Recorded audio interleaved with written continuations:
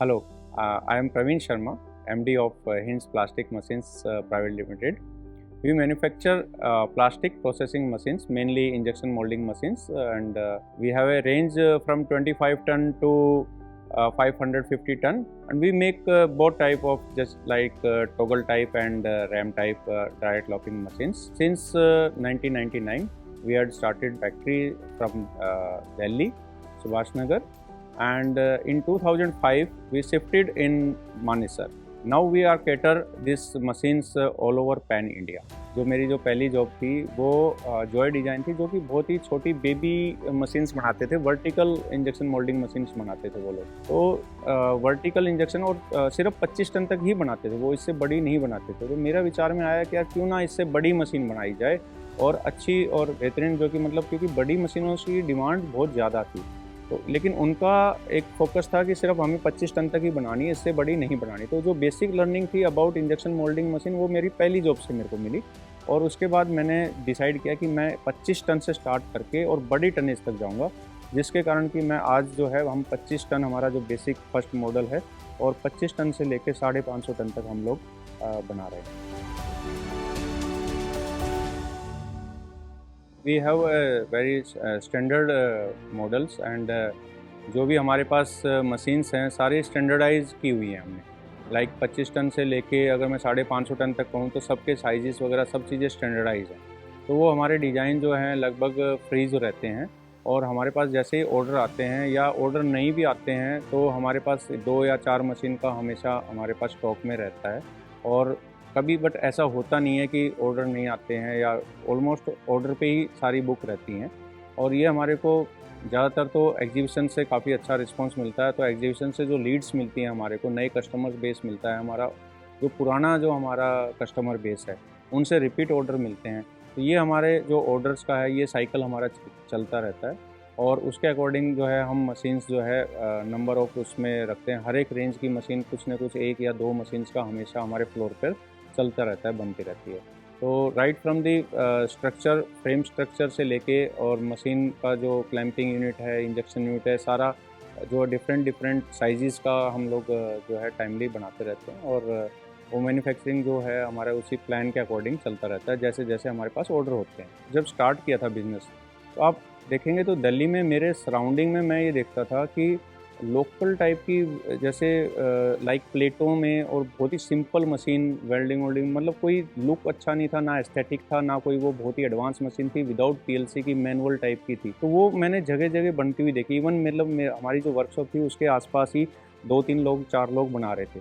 तो मैंने ये देखा यार, मतलब ऐसी बेसिक मशीन क्यों बना रहे हैं, जबकि कि दुनिया इतनी आगे जा रही है। तो मेरा शुरू से ये रहा कि एडवांस मशीन बनानी है, बहुत ही अच्छी मशीन बनानी है, हाईटेक मशीन बनानी है। तो मेरा शुरू से जो फोकस रहा, और इसी कारण मैं 2003 में जो है ना, पहली प्लास्ट इंडिया में मैंने अपनी पहली मशीन जब एग्जीबिट की तो लोगों ने कहा यार ये मशीन कहाँ की है, ताइवान की तो नहीं है। मैं कहा नहीं, इंडिया में ही बनी हुई है।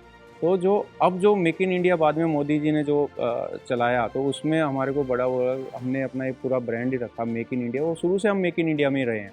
और मतलब लोगों की जब तारीफ़ सुनते हैं तो खुशी भी होती है कि हमारी जो मशीन है वो किसी भी इंटरनेशनल ब्रांड से कम्पीट करती है। तो ये एक मेरा शुरू से ये था कि मशीन अच्छे लेवल की बनाई जाए, और हम आज के टाइम में भी काफ़ी एडवांस। पहली मशीन जब हमने वेरिएबल पंप में बनाई थी दिल्ली में, तो उस टाइम वीडीपी किसी को पता भी नहीं था। लोग घबराते थे कि यार पीएलसी वाली मशीन तो ये दिक्कत हो जाएगी, वो दिक्कत हो जाएगी। लेकिन लोगों को भी हमने एजुकेट किया, और लोगों को हमने ट्रेनिंग भी दी। और आगे आगे आज के टाइम में ऐसा है कि लोग, एडवांस ज़माना आ गया, तो उसके साथ साथ पीएलसी मशीन चाहिए, फुल्ली ऑटोमेटिक चाहिए। और अब हमारा नेक्स्ट जो टारगेट है वो ये है ऑल इलेक्ट्रिक मशीन की तरफ जाना, जो कि जिसमें हाइड्रोलिक यूज ही नहीं होगा, और एक नेक्स्ट लेवल की मशीन है।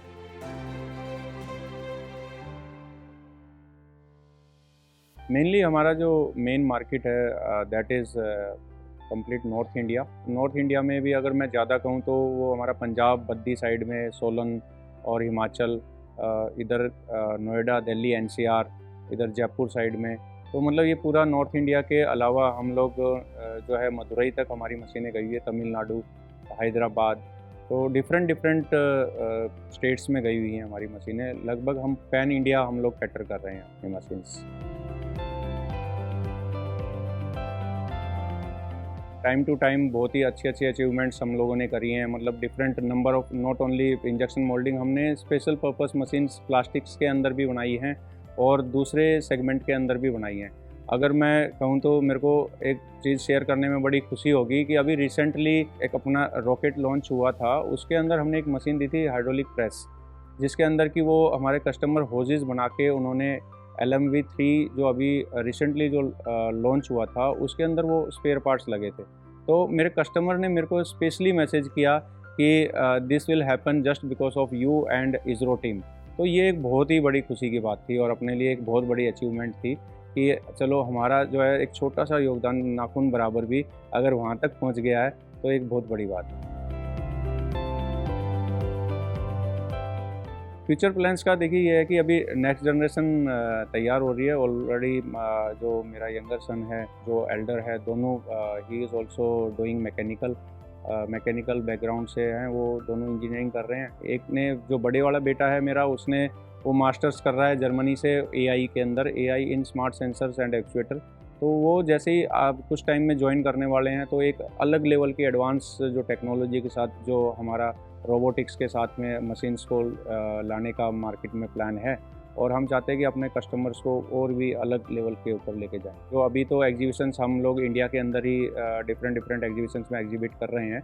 मेरा फ्यूचर प्लान यही है कि हम लोग बाहर जो है इंटरनेशनली एग्जिबिट करें और इंटरनेशनल मार्केट को भी कैटर करें।